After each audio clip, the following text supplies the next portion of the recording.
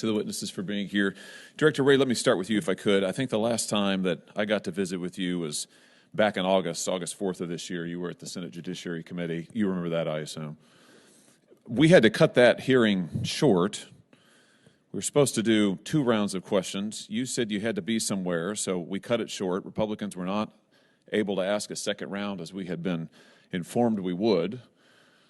The press reported shortly thereafter that the reason that the hearing had to be cut short is because you were flying on a Gulfstream jet for a personal vacation in the Adirondacks.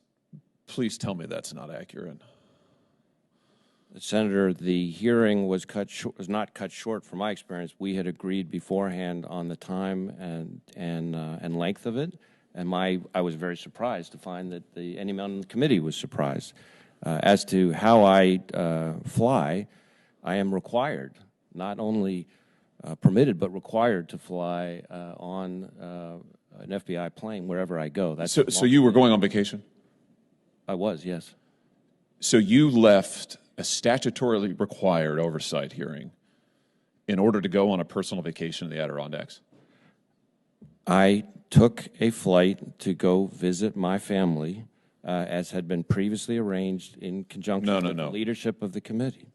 The ranking member, Chuck Grassley, asked you during the hearing, he said, I assume you must have other business. You said, yes. He then said, if you have a business trip, you've got your own plane, can't it wait a while?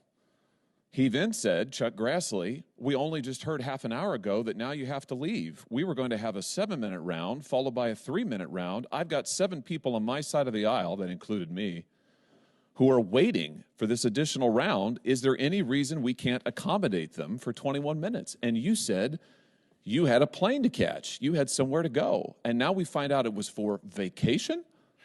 The reference to other business was not a reference to that day. It was a reference to the following week where Senator Grassley and I were going to see each other in Iowa when I had other business in Iowa, and I did, in fact, see him then. So wait, you had to leave the hearing early because you're going to see him later in Iowa in a week? No, I had to leave when I said I was going to have to leave, as had been previously organized with the leadership of the committee. You left an oversight hearing before the Senate Judiciary Committee required by statute so you could vacation with your family. I find that absolutely unbelievable and, frankly, indefensible. Now, is it your practice to use government planes? You say you do this all the time. You flew in a Gulfstream 550, I think, that was originally purchased for counterterrorism purposes. You were using it to go to, what is it, Saranac Lake? Is that how I say it? I've never been there. Is that the right pronunciation? Saranac Lake? That was your destination? Yes. So, did you enjoy the flight? I mean, did you pay for it? Yes, I paid for it. Will you turn over all receipts and reimbursement to this committee? Senator, we will be happy to comply with oversight requests related to the use of the plane, as I said, and it's important for people to understand. Why don't you just give me a yes? Will you turn over the receipts for your flight? I will turn over the information this related to my committee? Use of the plane. The use of the plane, I am required, not just permitted, required, even for personal travel, to use the FBI plane. How convenient for you. And I pay every single time that I use the plane for personal use. I'm glad it's available for you to jet away from your statutorily required hearings and oversight before this Congress, where you denied the ability of members of Congress to ask you questions because you had to go on a personal vacation using a government plane. Let's just look at some of the things while you've been vacationing that your FBI has been doing. According to numerous whistleblowers who have come forward to members of this body, to members of the House, the FBI has been sending more than, in one instance, a dozen armed agents to a rural Pennsylvania home of a Catholic pro-life demonstrator to arrest him at gunpoint in front of his children in early morning hours, despite the fact that he posed no risk of violence or threat and had previously offered to turn himself in. Numerous whistleblowers, field agents, have alleged that D.C., your headquarters, has pulled them off working on child sex abuse cases, working on human trafficking cases, in order to work on January 6th matters for this reason, to give the appearance, they say, that there are hundreds of new domestic terrorism cases in the country, when in fact there are not.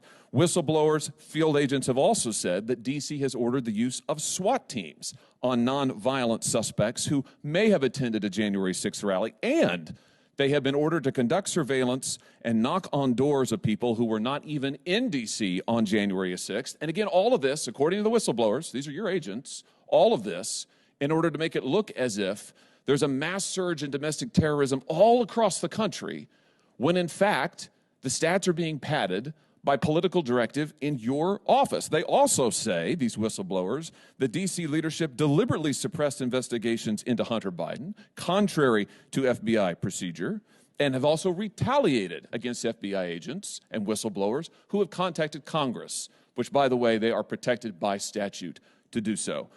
This is what's happening at your FBI while you are evading oversight hearings. Mr. Director, do you think you're still up to this job? I absolutely think I'm still up to this job, and I think our workforce feels the same way. Well, I don't. And frankly, I think you should have been gone a long time ago. And given your behavior recently, I think it only makes it more clear. Are there any travel plans today that we should be aware of that you have? We're supposed to have a